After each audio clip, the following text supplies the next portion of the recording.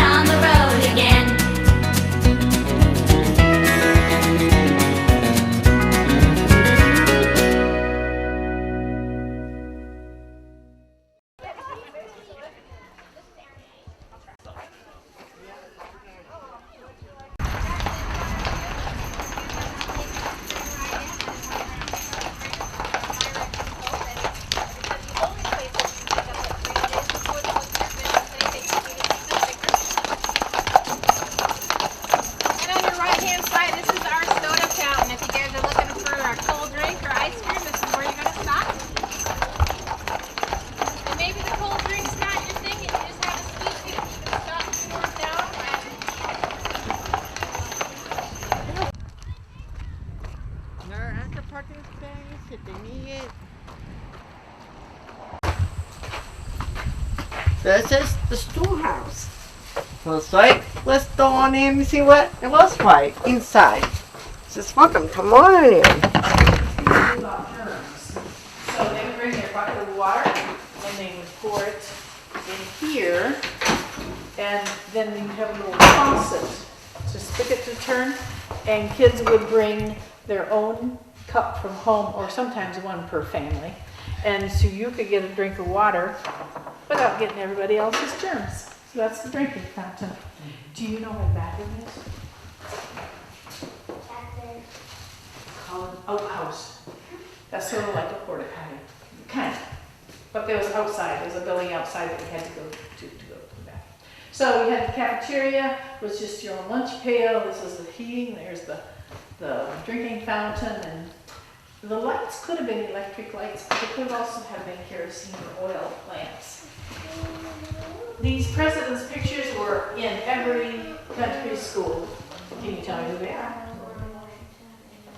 And which presidents were they? Very good. You get 8+ for history today. So, and these pictures on the wall could have been, they're very common. I don't know what the light's wearing. Can you see what this is? Signing of the Declaration of Independence, yes. And can you tell what this is? Oh, we have a great history student. Good job. And do you know who this, over here we have pilgrims going to church. So, Vander, you just learned about the pilgrims. oh, Over Vander, look. right there, over there, Pilgrims going to church, you see that? And this building was built in 1898 for $687. And the person who donated the land was later paid $25 for it. It was located along the northern border of Ohio, close to Michigan, north of Archbold. But they moved, the Archbold Teacher Association had it, or made arrangements for it to be moved here. Yeah, that other house was moved. Like, I'm surprised It they was. were able to move, have the ability to do that back then. Well, that's, Or maybe, to move them here? yeah, just to move, I don't know, to have the equipment or whatever to move a building. Well, a house. yeah, it's been more recent that they've moved it. I mean, it hasn't been, it wasn't 100 years ago that it was moved. It was. But didn't she say that they moved that house up closer to the road? You had it moved? Yeah. That could be, because they have moved buildings to different locations here. Yeah, I think she meant the person that lived there, wanted it closer to the road, and then later Sauder acquired it or whatever. Oh. That's what I understood it as. Yeah, when they move those buildings, they have to make arrangements for the power lines to get moved and all kinds of things. Yeah. Do you have any questions? Horse? No. Towns? Hello, Towns. And this is a Will Oakland.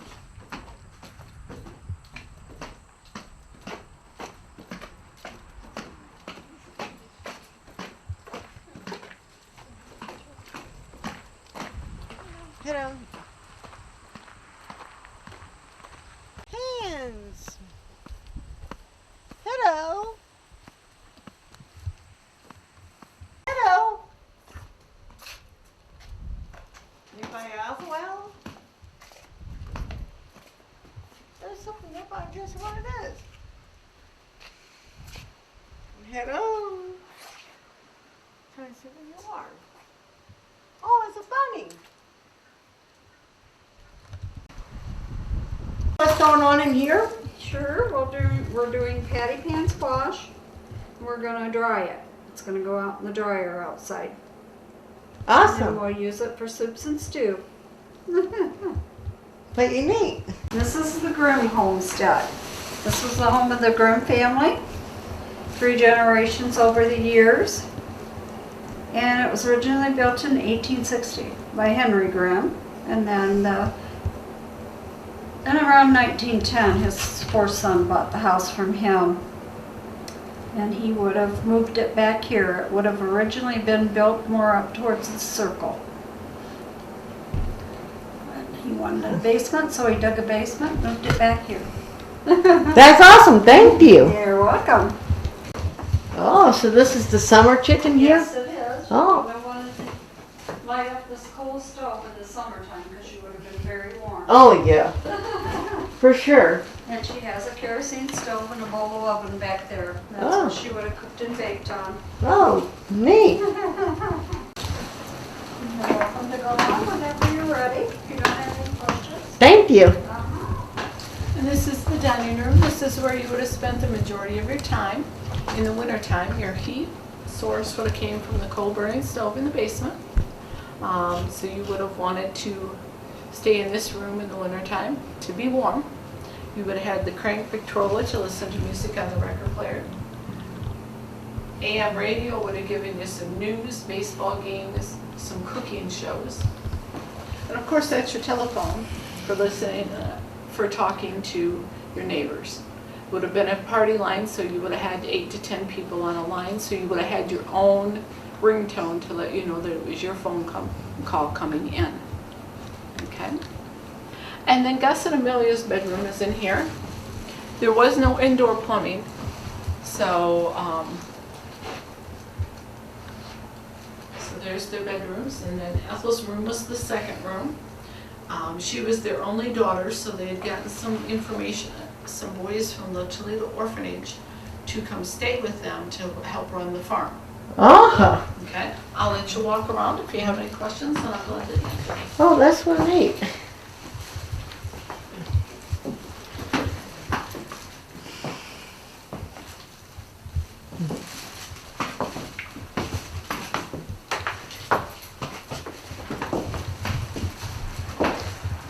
And this is probably like the front room in here? Yeah, this is called the parlor, yes. This room would have only been used like when the priest came to visit, or if you had a wedding and this would be the room you would have it in. And there was no funeral homes back then, so when somebody passed away, this is where you would have that as well. Oh, So, that's pretty neat. yeah. So then, when you're done in this room, you'll head down through and exit through the basement.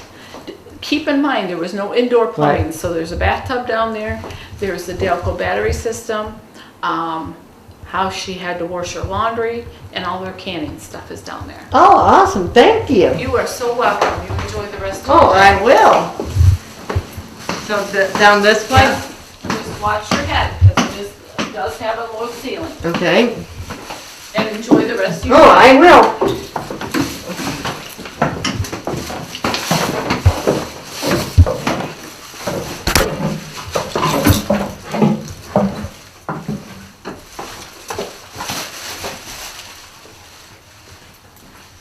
Oh. She's like this way.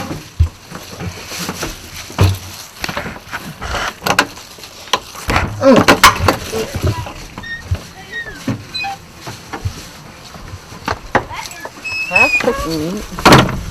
That was neat.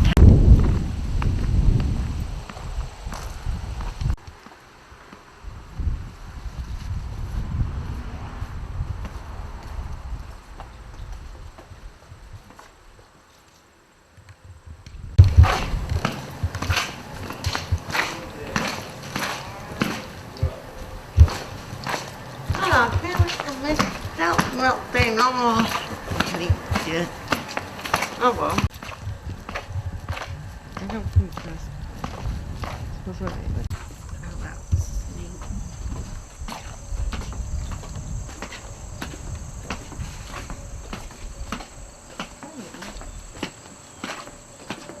Oh, that one.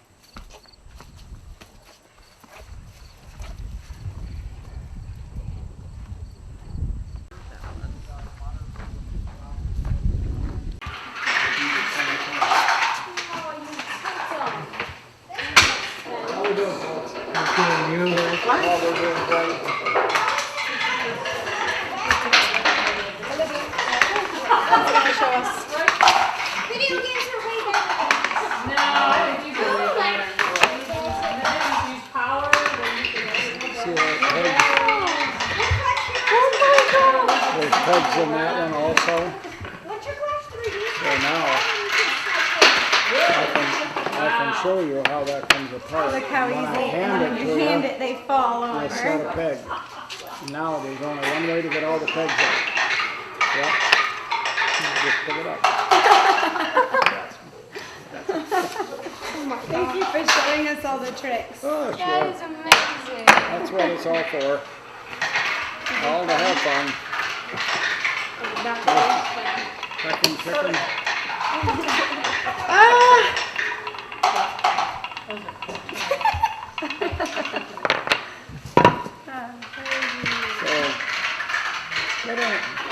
good job.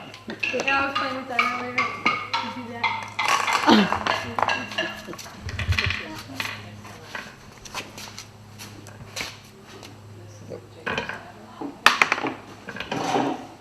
Keeps going until it's got marble.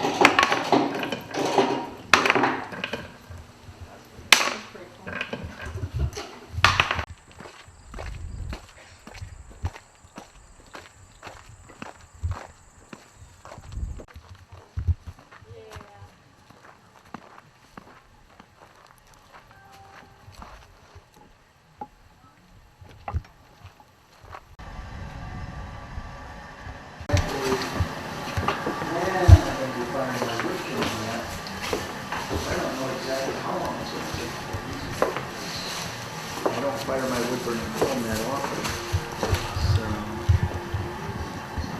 it's always kind of an event when I fire my wood kiln. So, like I say, hopefully to do it sometime this fall yet. I hope to do it this last spring. Yeah. Spring turned into summer, and then it was like 80, 90 degrees, and I wasn't going to fire it when it was that hot, so Right. kind of put things off, and now it's a little cooler, and so it'll be a little bit nicer to, fire.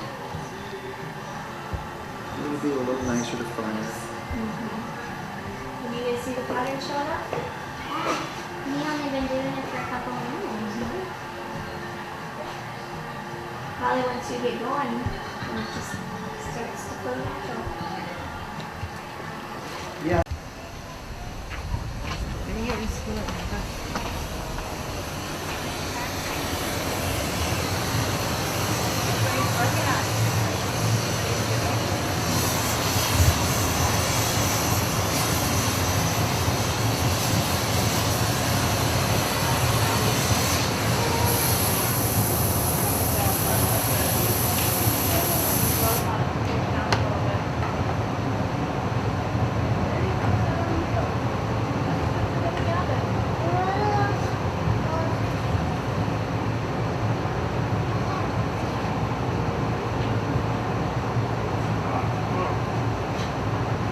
Doesn't roll over on the hot spot.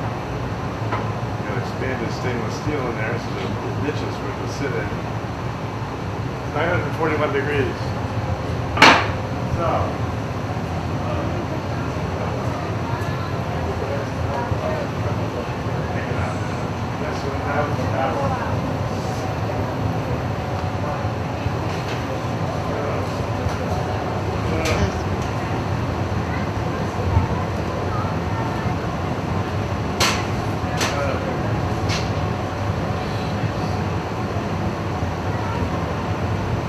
What are you making there? I am making another rainbow zigzag ball. Actually, I'm making the pattern on the top of it.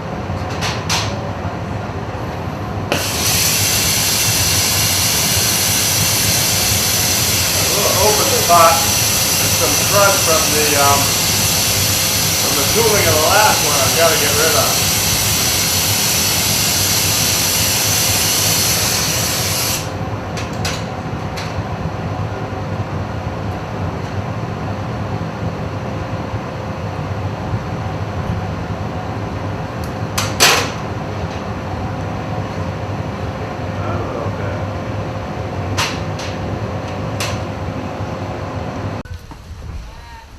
Here's the blues. About 24. So now I teach people, and we even have a junior historian program. And when they're 12 years old, they can start helping out in the shops and stuff. And so hi there. Hello. What are you making? I'm making a broom. This one's gonna be a regular broom. So this is putting the shoulders on it. So we have to trim this off so it doesn't stick out of my broom. And so then we'll finish that. And then we can make all kinds of brooms. So see all the different styles and sizes. Wow, that's neat. And it all comes from broom corn. So there's a plant stalk up there in the ceiling that will grow 10, 12 feet tall. And the top is what you make your broom out of. Oh, that's pretty neat. Yep. So now on my shoulders I can fold this over. And that's what make it start looking more and more like a broom. See how wild I guess? Oh, yeah. And so then we'll fold those over. And then that will turn into my broom. So yeah. So if you leave the seeds on it, then you get the decorative brooms. So if you've been out to the Pioneer Settlement area yet, there's 2 rows of broom corn growing out there. Okay. And that's what we'll use for our decorative brooms. Okay,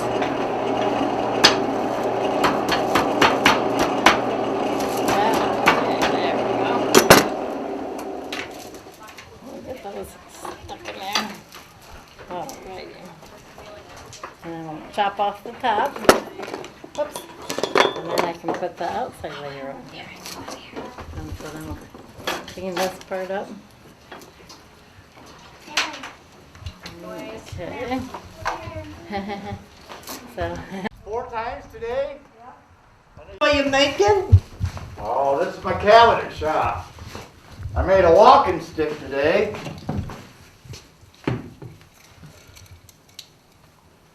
I just pretty much demonstrate stuff in here. I made this on this thing. It's called a shaving horse.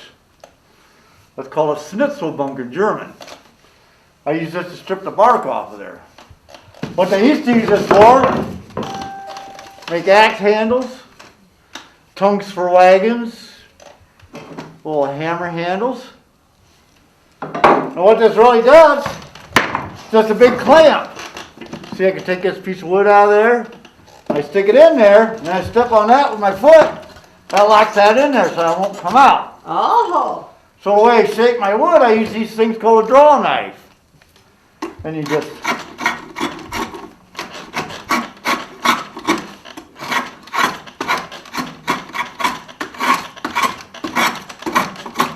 that's how you shape your wood to make a handle or something out of it. Get that lock in there better.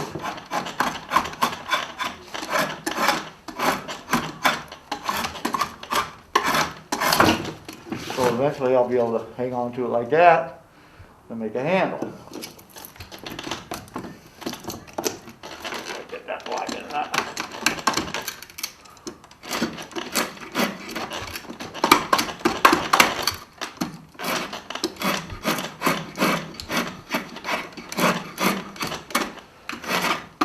So that's how that works. Awesome, thank you. You're very welcome. I'll take the electricity. That's a little grinding stone right there.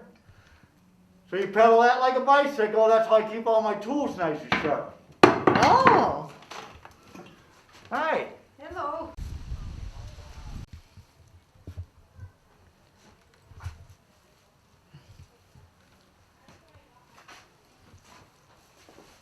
Caution.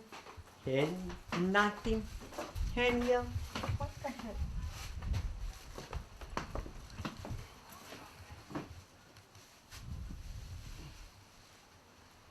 In the garden. You know that one? This is what we call a pump organ. Okay. It's over 150 years old. Wow.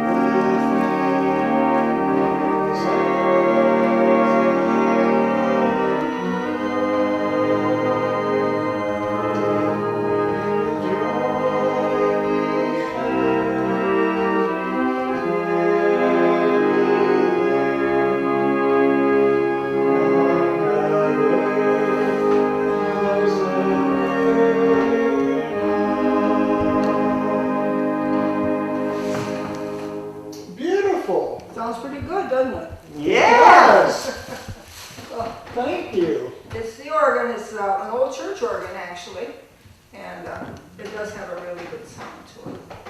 A little about the building, it's an old school building, built in 1850. It was used as a school for 30 years. And then in 1880, when they replaced it with a new building, this one was sold. And 13 families bought it, and they used it to start St. Mark's Lutheran Church. How about that? And they used it for 15 years. By 1895, they had decided to replace it with a new, larger brick building. And they were located 8 miles south of here in Defiance County. When they built the new church, this building was moved to the back of the property, and they continued to use it from 1895 to 1963 as what they called summer school. Older boys and girls had Bible classes for 8 weeks here in the summer. And then when it was no longer being used, it was sold, moved to a farm, and used as a tool shed for a number of years. Okay. And in order for Mr. Sauder to get the building for his village, he had to build a man a new tool shed to replace it. What he got was just the empty building. The furnishings have come from other churches in the area that no longer had a use for them. If you have any questions, I'll try and answer them for you.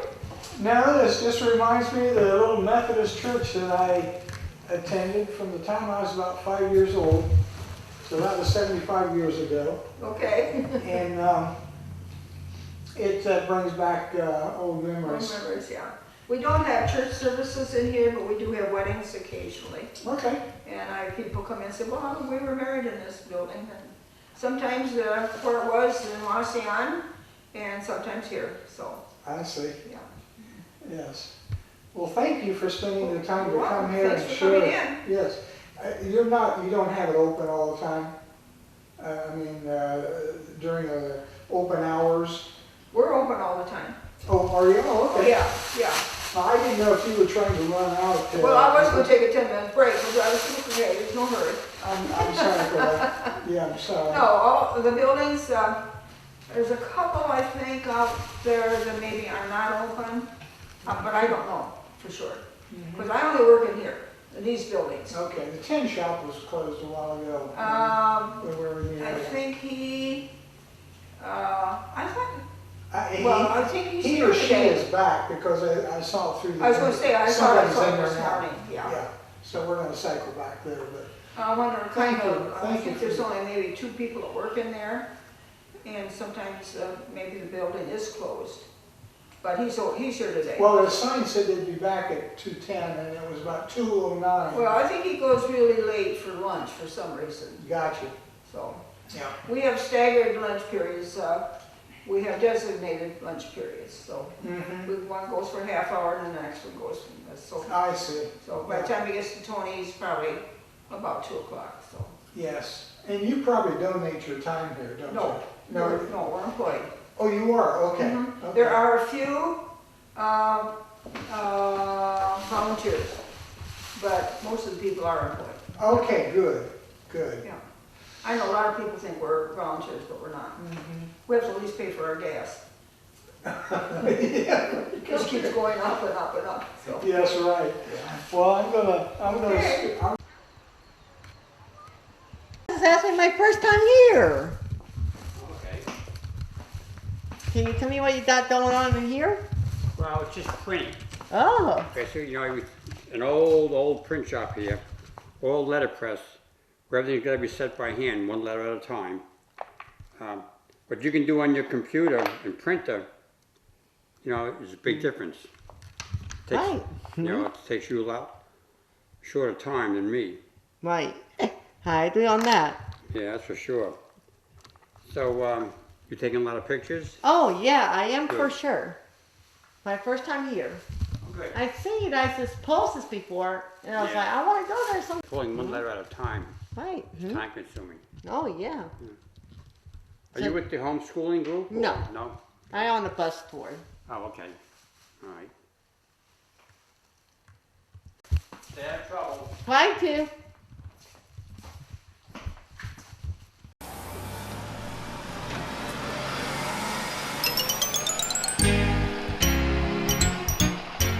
School bus is here, so look around, look around, look around. The school bus is here, so look around. Picking up kids around town.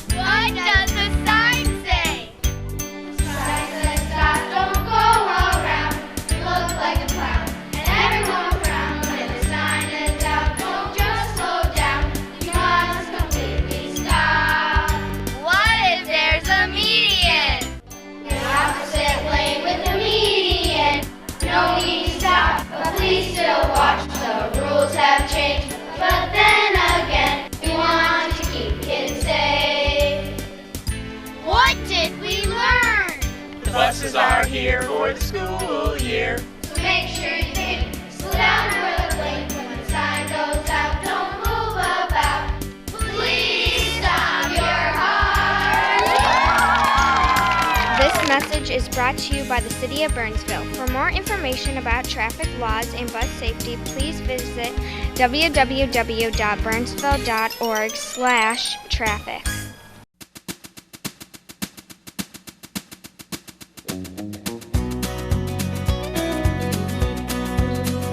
On the road again. Just can't wait to get on the road again. The life I love is making music with my friends. I can't wait to get on the road again. On the road again. Going places that I've never been. Seeing things that I may never see again. And I can't wait to get on the road again. On the road again.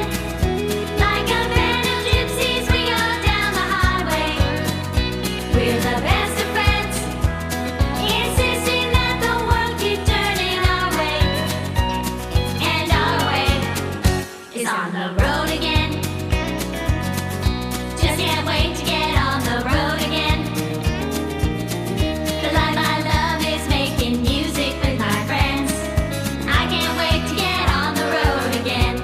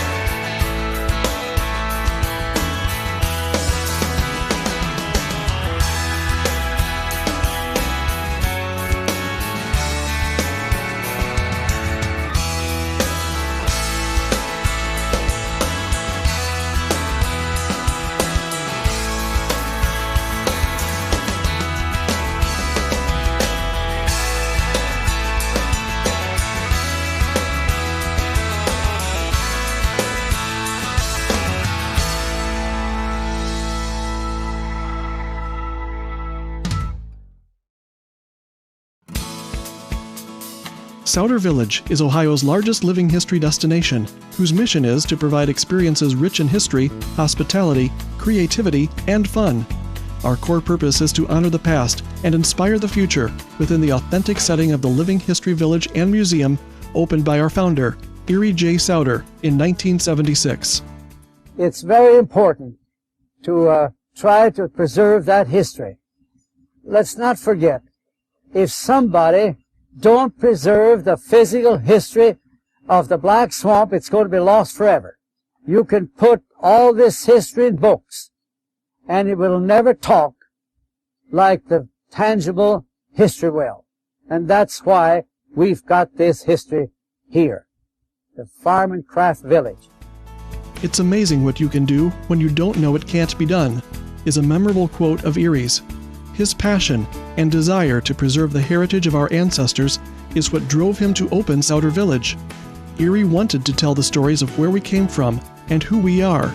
He was compelled to pass on the lessons and values that are the foundation of our community, so we will never forget that we all drink from wells we didn't dig. The Sauder Village staff is comprised of more than 400 employees, as well as 400 adult and over 100 youth volunteers who create a welcoming, family-friendly environment where people can have fun making memories together. Proceeds from the retail and hospitality areas, along with admissions, memberships, and donations, contribute to the financial support for our 501c3 organization. The Living History Village is a permanent educational resource that preserves the cultural heritage of the Great Black Swamp from 1803 through 1920, using authentic buildings, artifacts, farms, and gardens in a unique walk-through-time experience. Sauder Village makes history relevant by featuring costumed educators and artisans who personally engage you in the stories and activities of Ohio's ancestors. No need to be a history buff, but as you're immersed in these experiences, you will be moved by the spirit of hard work, perseverance, innovation, and community of those who came before us. The impact of what we do? An educational resource offering authentic activities and personal interactions rooted in the entrepreneurial spirit of Ohio's ancestors so that we never forget the efforts of those that came before us. More than 75 historic structures and 50,000 artifacts providing the setting for the meaningful stories, demonstrations, and educational programs that inspire nearly 80,000 guests each season. During our 6-month season, more than 18,000 of our visitors are school children from over 300 schools and youth organizations throughout the tri-state region. These students benefit from the educational experiences that simply cannot be duplicated in textbooks. Sauder Village inspires creativity through working craftspeople who uphold the value of making quality, tangible items by hand. Demonstrations in basket making, broom making, fiber wood, and glass through talented artisans and craftsmen blending skill and creativity. If my dad, Erie Sauder, could see this place as it is now, he would be very pleased, because this is what he envisioned. The real world is slipping away from people, and when they come to the Sauder Village, they see real world. They see artists and craftsmen working with real things and making real things. Well, in today's world, life goes by at just lightning speed. You know, everything's digitized, everything's virtual. When people come here, they don't have a virtual experience, they have an authentic experience. You know, they have a real experience with real people, real life, everyman stories, you know, just our history from ages past. So more than ever, I think this village has a mission and an opportunity to give people reality. I hope that the guests that come here, whether they're young or whether they're old, will have an experience that will impact them now and into the future.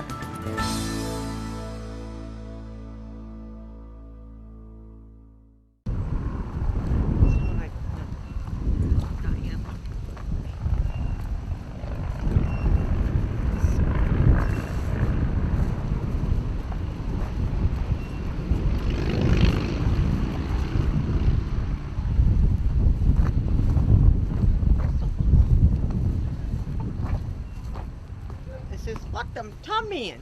This is number 30. What?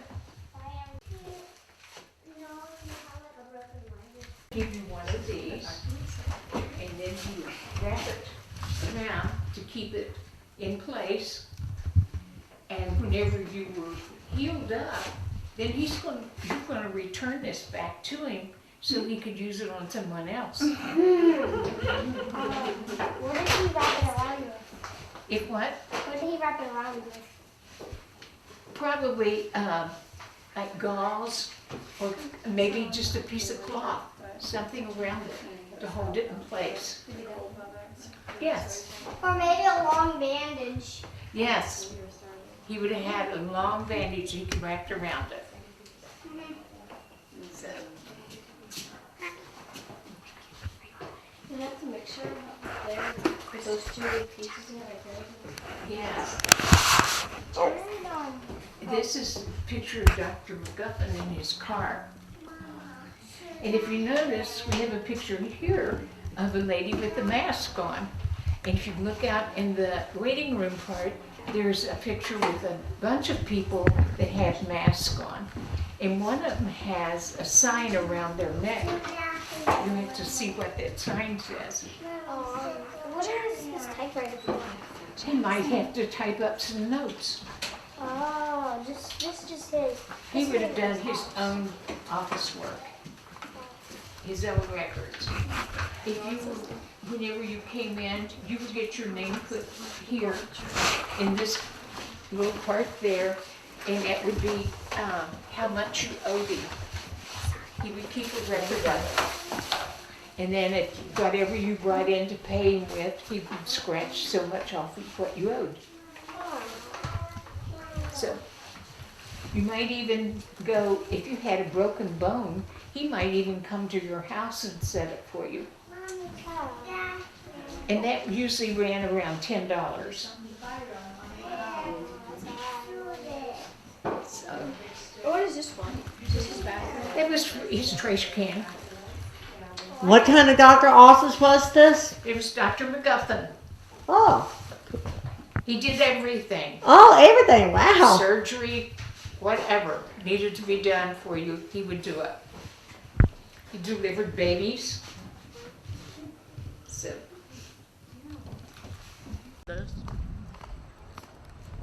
Part with it.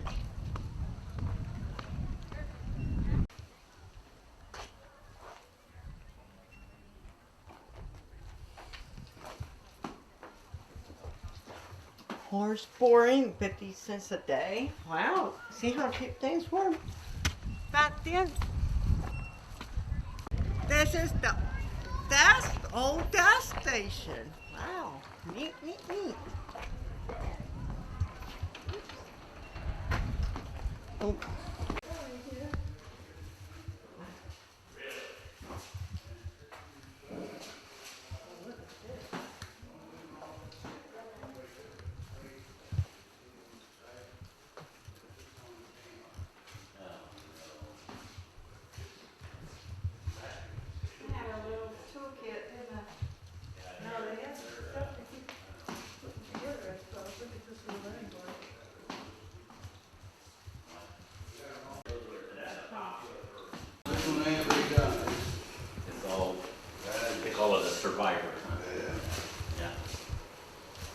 Howdy. Hello. How you doing? Doing fine. About you? Good. What do you guys get in this building? This what? What are you guys doing in this building? This is the 1926 Ford Model A. Oh. One of the very first of the Model A's. That one over there is a 1914 Model T. And they made a lot of improvements between that one and this one. This has electric start and electric lights and crank up windows, and that one over there has no windows. I was gonna say. A crank start, and the lanterns in front and back, close to the cab there are kerosene, and the two headlights up there are gas. I'll be done. Come on in. Yeah, yeah.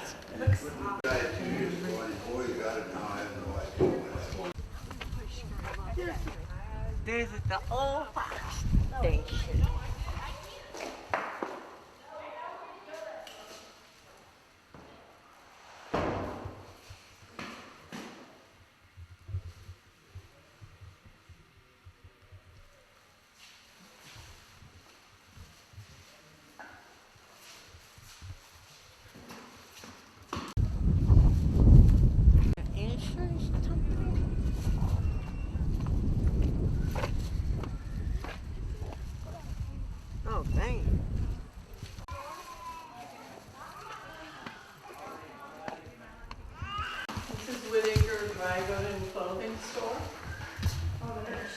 They were originally located downtown Stryker, Ohio.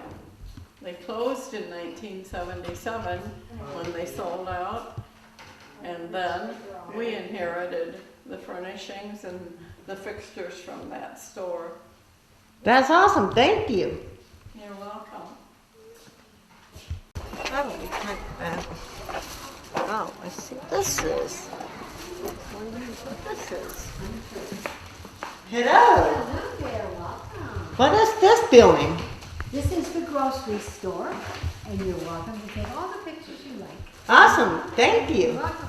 Thank you for coming in. Thank you.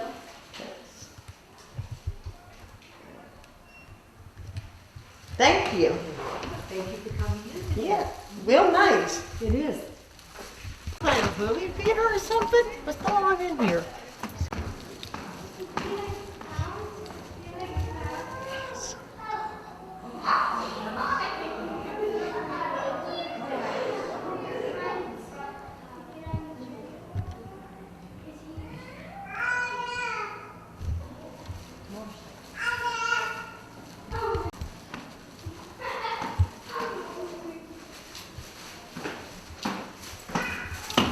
Come inside. Can you find some more available?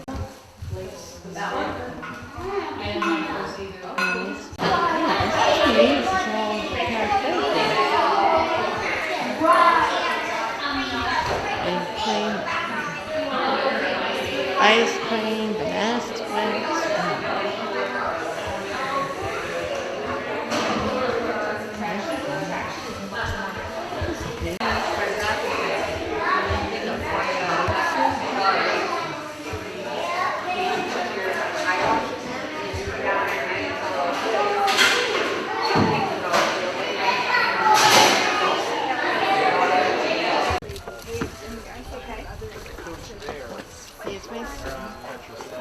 We did have a schedule when we could pick up people at the other station, but we don't pick up over there. What did they do with that? The virus. We had to swap down everything, and there's stuff in there that would been too much to swap. And last year we swabbed down after every trip. We swabbed down every seat. Well, then maybe. This year we don't have to pick up. Yeah, well. And the engineer is worrying because his wife contracted the disease, even though she's had her shots. But she's got the disease for this week. Then come on in with that, go all the way around in the back and wherever. Oh, awesome, thank you. And this is a real train station. Oh. It's 120 years old. 120 years old, wow. Twice. When they built it, it was up about 2.5 miles north and a little bit west of here in the town of Elmira. Oh. And then when they first moved it, they brought it down here and they set it up on the other side of the entrance building because we had a train over there. And this was all pasture or farmland. Well, then when they started to build this 1920s, brought it out here, we had to do away with that train. There's some safety issues that had to be, well, this building sat there, okay, it's a train station, but there's no train around. Well, they had the train tracks out here, there's another station, actually 2 other stations. So when they started building the downtown section, okay, let's move the station out here. So it got moved again. And both times they left it intact. We didn't take the door, windows, or anything inside out, although this time, those are not the original benches. When it was over there, they did have the original benches.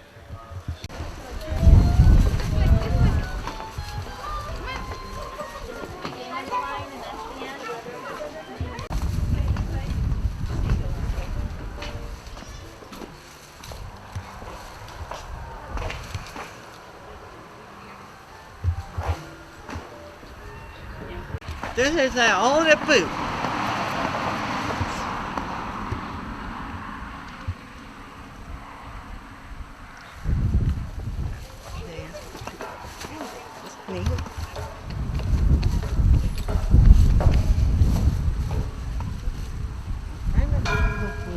I'm not going to get time to think.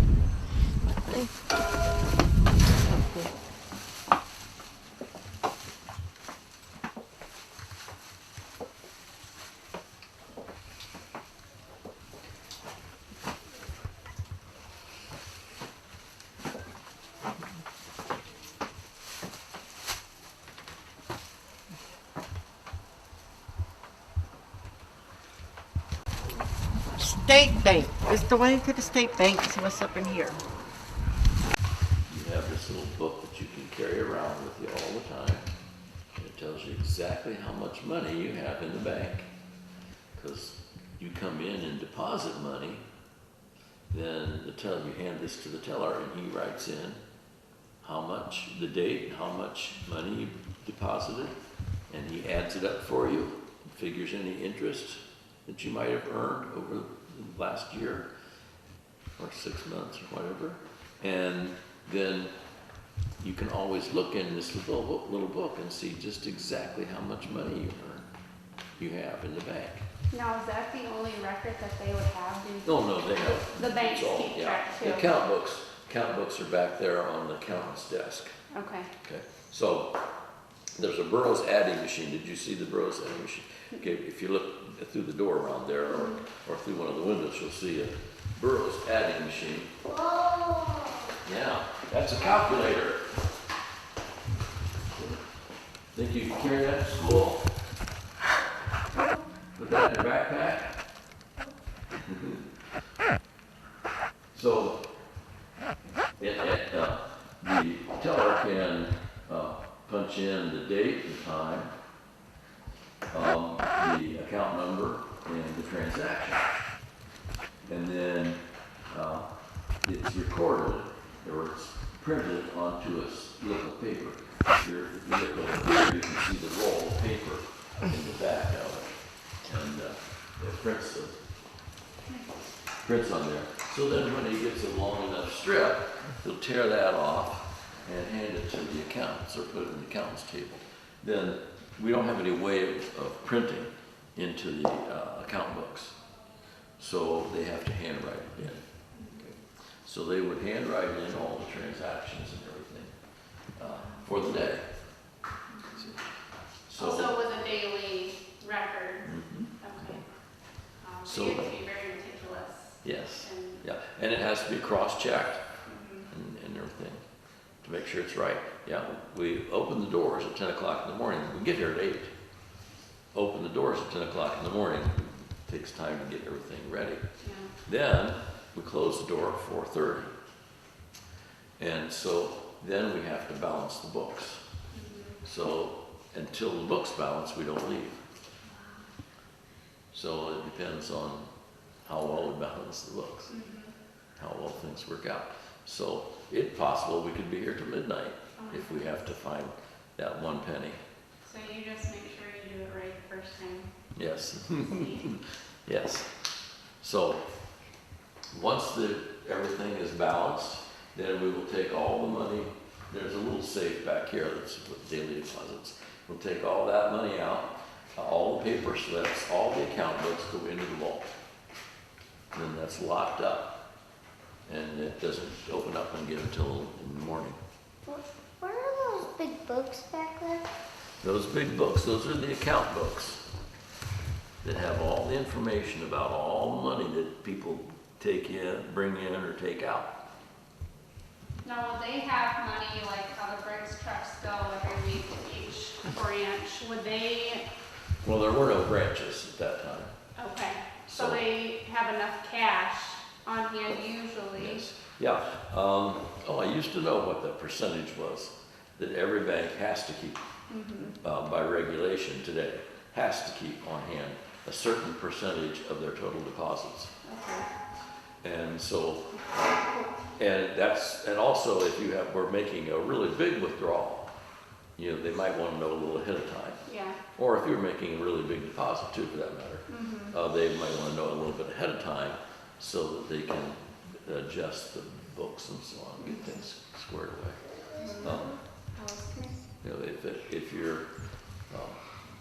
If you are needing, say, $20,000 in 1928, it's going to take us a little while to round that $20,000 up. Now, where would they get that?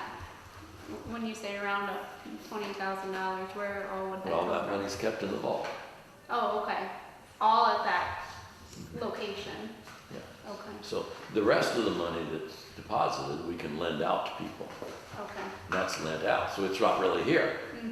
So if you have an account of, say, $50,000, and you want to withdraw 20,000 of it, that money might not be here. It might be lent out.